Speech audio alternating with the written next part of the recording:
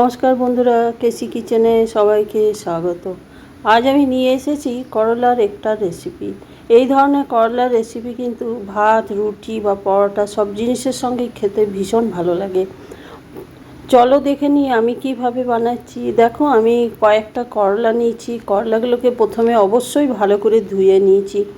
ধুয়ে নেবার পরে দেখো, এইভাবে আমি খুব ছোট ছোট করে কেটে নিয়েছি। বীজগুলো সব বার করে দিয়েছি। খুবই ছোট ছোট করে দেখো, এইভাবেই কেটে নিতে হবে করলাগুলো, পাতলা পাতলা করে। তারপর ওইদিকে একটা কড়াই চড়িয়েছি। কড়াইয়ের মধ্যে কড়াইটা গরম হওয়ার পরে সর্ষের তেল দিয়ে দিলাম। পুরো রেসিপিটা আমি কিন্তু সর্ষের তেলেই বানাবো। সর্ষের তেলের মধ্যে সামান্য একটু নুন দিয়ে দিলাম, তাহলে কিন্তু ছিটিয়ে যাবে না করলাগুলো বা তেলটা। এবার আমি ওইদিকে যে করলাগুলো কেটে রেখেছি সেগুলো আমি তেলের মধ্যে দিয়ে দিলাম। তেলের মধ্যে দিয়ে দেওয়ার পরে বেশ খানিকক্ষণ ধরে এটাকে নেড়ে চেড়ে নেব বা ভেজে নেব। ভাজতে ভাজতে দেখো, এর মধ্যে আমি পরিমাণ মতো নুন দিয়ে দিলাম। পরিমাণ মতো যতটা দরকার হলুদ দিয়ে দিলাম।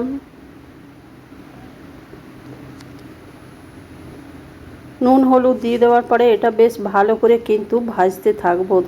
আমি এটা লো ফ্লেম করে ঢাকা দিয়ে রেখে দিলাম। ততক্ষণে একটা মশলা করে নিয়ে দেখো, 1 চামচের মতো সাদা সর্ষে আর 1 চামচ পোস্ত, একটা লঙ্কা দিয়ে ওইদিকে আমি পেস্ট করে রেখে দিলাম। তারপরে দেখো, এইদিকে ফিরে এসে ঢাকা খুলে দেখাচ্ছি, অনেকটা ভাজা হয়ে গেছে। ওরই মাঝখানে আমি কিন্তু 1-2 বার নেড়ে দিয়েছিলাম। তারপরে দেখো, ভাজা ভাজা আমার প্রায় 80% হয়ে গেছে। হয়ে যাওয়ার পর আমি ওই সর্ষে পোস্তটা দিয়ে দিলাম।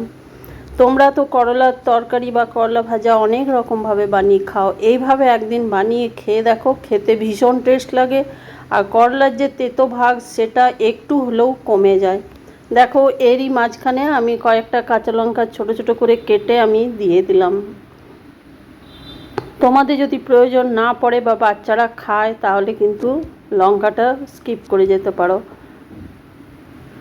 সর্ষে পোস্তটা দিয়ে দেওয়ার পরে দেখো, বেশ খানিকক্ষণ ধরে এটাকে আমি খুব ভালো করে কিন্তু ভেজে নেব।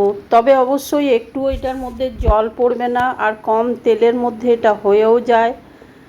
যেহেতু সর্ষে পোস্ত দেওয়া আছে, সেই এরই মাঝখানে দেখো আমি 8 চামচের মতো তেল দিয়ে দিলাম। তেল দিয়ে দেওয়ার পরে দেখো, খুব ভালো করে এটাকে ভেজে নিতে হবে, কেন কি সর্ষে আছে। আমি লো ফ্লেম করে বারবার ঢাকা দিয়ে দিয়ে করে নিচ্ছি। এটাকে করলা ভাজা বা করলা চচ্চড়ি যাই বলো, খেতে কিন্তু ভীষণ সুস্বাদু লাগে।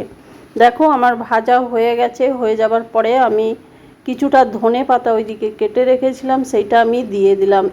এই ধনে পাতাটা করলার মধ্যে একদিন দিয়ে দেখো, খেতে ভীষণ টেস্ট লাগে করলা। ধনে পাতাটা দিয়ে দেওয়ার পরে দেখো, আমি আবার একটুখানি বেশ খানিকক্ষণ নেড়ে চেড়ে নিলাম।